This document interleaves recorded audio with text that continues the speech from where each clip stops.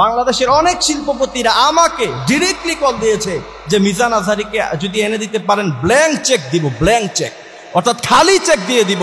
আপনি কত টাকা দরকার, আজহারী সাহেবের কত টাকা দরকার, যত ইচ্ছা তত খালি উঠাবেন আর নিয়ে যাবেন। আল্লাহু আকবার। বাংলাদেশের কিছু নামদারি মুনাফিক মার্কা আলেম, তিনাদের মাথা ফুললি খারাপ হয়ে গিয়েছে, ঠিক কিনা? একটা পাগলেও সেই কথা বিশ্বাস করবে না ডক্টর মিজানুর রহমান আল আজহারের মাহফিলে মানুষ নাকি ভাড়া করে নিয়ে এসেছে, ঠিক কিনা? সহ্য না হলে যা হয় আর কি। আজ থেকে 5 বছর আগের কথা বলছি, তখন আমি HM জুবায়ের ওয়াজের ময়দানে টোটালি নাই। আমি তখন কুমিল্লা এক মাদ্রাসায় পড়াশোনা করি। আমার পরীক্ষা ছিল সেদিন। শেষ মাহফিল করেছিলেন কুমিল্লা নিমসারে ডক্টর মিজান আজহারী। তিনি যখন সেখানে আসলেন, বাসের উপরে, ছাদের উপরে, টিনের উপরে হাজার হাজার মানুষ দাঁড়িয়ে দেখেছে। সেই দৃশ্য আমি আমার নিজের চোখে দেখেছি। আলহামদুলিল্লাহ পড়েন। এটা তো 5 বছর আগের কথা। আর এই 5 বছরে সারা বাংলাদেশের মানুষ তাকে ইসলামের জন্য, কোরআনের জন্য, এবং আমরা মনে করছি আল্লামা সাঈদী সাহেবের জায়গা শূন্য হয়েছে। আল্লামা সাঈদী সাহেব পৃথিবী থেকে চলে গিয়েছেন। আমরা বিশ্বাস করি, আমরা আশা রাখি ডক্টর মিজান আজহারী সেই জায়গা পূরণ করবে, ঠিক কিনা? কিনার মাহফিলে মানুষ ভাড়া করে আনা লাগে না, এমনিতেই হাজার হাজার যুবক সেখানে উপস্থিত হয়ে যায়, ঠিক কিনা?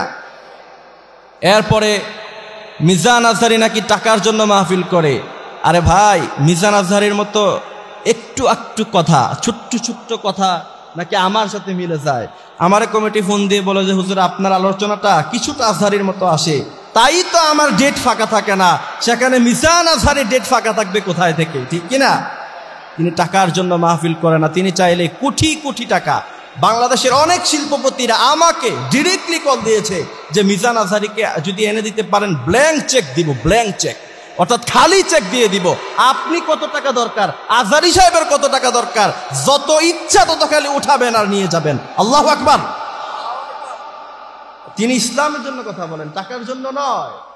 তিনি চাইলে আমেরিকায় যখন তিনি প্রোগ্রাম করে, আমেরিকান প্রবাসীরা আমার আপনার মতো এই 40,000 50,000 টাকা দেয় না, এটা ডলার দেয়, ডলার। কিন্তু তিনি ইসলামের ভালোবাসায়, কোরআনের ভালোবাসায় এসেছেন।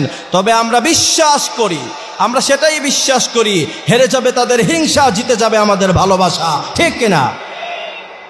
এজন্য প্রিয় ভাইরা আমার, আমরা প্রথম নাম্বার কোয়ালিটির কথা শুনছিলাম।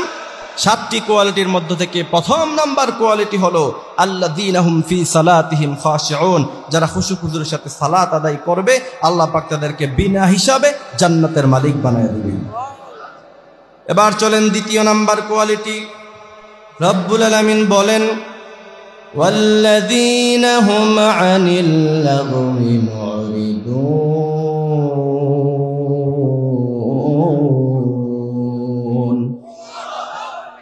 ওয়াল্লাযীনা হুম আনিল লাগwi মুরিদুন। কেউ যদি ডিরেক্টলি কোন ধরনের কথাবার্তা ছাড়া, হিসাব দেয়া ছাড়া যদি ওয়ারিস সূত্রে জান্নাতের মালিক হতে চায়, সেজন্য অনর্থক কথাবার্তা না বলে তার মুখে সব সময় একজনের জিকির থাকবে। চিৎকার দিয়ে বলেন তিনি কে?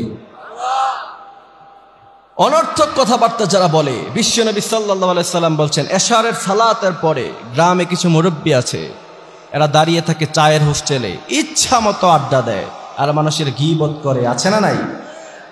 বিশ্বনবী বলছেন, কেউ যদি এশারের সালাত জামাতের সাথে আদায় করে, তারপরে কারো সাথে কোনো কথাবার্তা না বলে ডিরেক্টলি ঘুমিয়ে যায়, আবার ফজরের সালাত জামাতের সাথে আদায় করে, সারা রাত দাঁড়িয়ে থেকে নফল নামাজ আদায় করলে যেই পরিমাণ সওয়াব হয়ে যায়, ওই পরিমাণ সওয়াব আল্লাহ পাক তাকে ঘুমিয়ে ঘুমিয়ে দান করে দেয়।